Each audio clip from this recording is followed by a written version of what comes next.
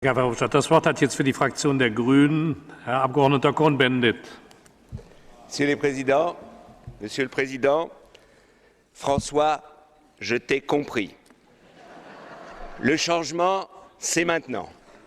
Alors allons-y tout droit, chiche et banco, et ne nous racontons pas d'histoire entre nous, même s'il y a beaucoup de spectateurs. Deux choses. Tu as parlé des valeurs européennes. Il faut avoir l'intelligence de dire aussi que pendant des années, l'Europe, quand elle pactait avec les dictateurs au sud de la Méditerranée, ne défendait pas ces valeurs. Et que ces valeurs, quand ces peuples se sont révoltés, ont été des valeurs universelles et que nous avons partagées avec ces peuples. Donc, il est important aussi de dire qu'il y a un équilibre difficile à trouver en politique entre les valeurs partagées et nos intérêts. Et que des fois, quand on soutient l'Arabie saoudite, je ne sais quelle autre force du mal occidental, eh bien, c'est au nom de nos intérêts contre nos valeurs que nous devons peut-être, Laurent, agir comme ça, mais disons-le que c'est une contradiction des fois difficile à gérer. Et puis alors, quand on parle maintenant de l'Europe de l'avenir, parlons non seulement du budget, mais il y a un problème fondamental au Conseil, entre le Conseil et ce Parlement. C'est quelle est l'idée ou la compréhension de ce qu'est la valeur ajoutée du budget européen.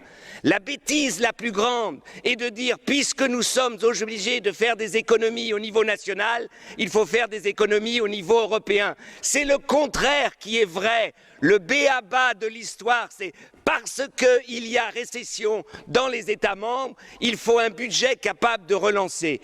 Et Joseph a raison, Joseph Daul, quand il dit où sont passés les 120 milliards. C'est pas de ta faute. Il faut le demander, que tu demandes ça à Mme Merkel. Il faut que tu demandes ça à M. Schäuble. C'est pas lui qui est le chef du budget allemand. Ça aussi, tu dois le dire. Je dis ça pourquoi parce que aujourd'hui, les citoyens européens ne la voient pas, cette relance. Au contraire, quand on voit la crise de la sidérurgie, quand on voit la crise de l'automobile, eh bien, les États-nations, la France comme l'Allemagne, croient pouvoir s'en sortir seuls. Ce n'est pas vrai. On ne sauvera pas l'automobile européenne, on ne sauvera pas la sidérurgie européenne pays par pays. Lançons vraiment maintenant un défi, lançons un défi de la mobilité, du redéploiement industriel en Europe. Par exemple, faisons EADS du tramway. Repensons la mobilité dans nos villes et ce sera aussi un facteur d'exportation comme Airbus est un facteur d'exportation. Donc, quand tu dis il faut de la lucidité, il faut de la détermination, moi je rajoute, et de la responsabilité, je rajoute, il faut de l'imagination. Sinon, on tourne en rond et on ne fait rien de nouveau. Si c'est avec les idées d'hier qu'on veut construire le monde de demain, eh bien avec les idées d'hier, on a construit les contradictions du monde d'aujourd'hui. Donc des fois, il faut les laisser, les idées du passé, derrière nous pour retrouver des idées pour le monde de demain. Et par exemple, tu as parlé de la PAC. Et ne racontons pas d'histoire. Le rabais anglais, le rabais français, c'est la PAC. Et aujourd'hui, quand tu as parlé de la PAC, tu n'as parlé que de l'agroalimentaire. Non, la politique agricole commune doit être au service de tous les agriculteurs européens et non pas d'une minorité de l'agroalimentaire. C'est ça qu'il faut dire. Et quand on sait que 80% de l'argent de la PAC est réparti sur 20% des agriculteurs, je n'appelle pas ça de la solidarité.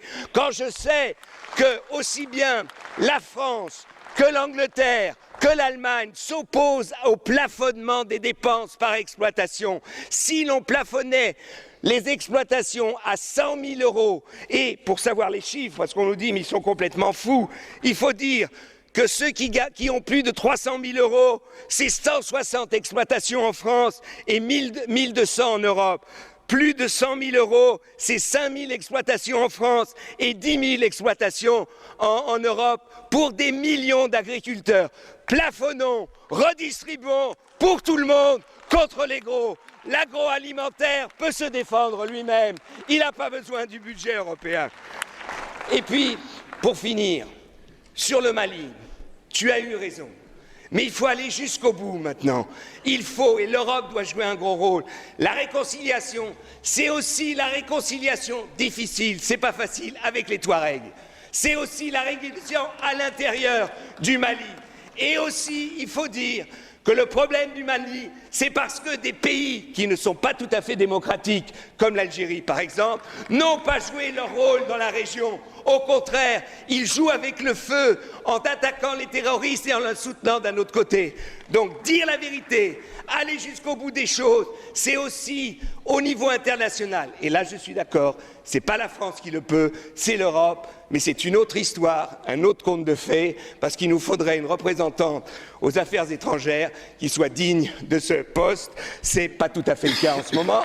C'est un autre problème, mais je dis, si tu veux vraiment faire une Europe de l'énergie, faire une Europe de l'énergie renouvelable, faire une Europe qui en 2030, quand la France fera ça, aura des objectifs contraignants sur les renouvelables, eh bien, tous les écologistes d'Europe diront « François, il est avec nous et nous sommes avec lui ». Merci.